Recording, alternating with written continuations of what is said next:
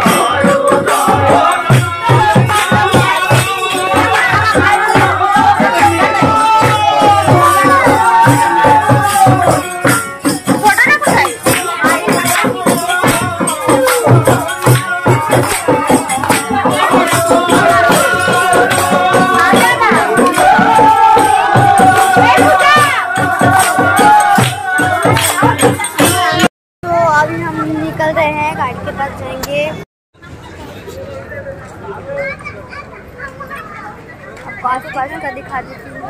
तो फ्रेंड्स हम आए थे तो वो काम हो गया है, इसलिए सब खाना खा लिया। अब हम लोग घर चलेंगे। पता नहीं आवाज़ सुनाई भी दे रहा है कि नहीं मोबाइल में।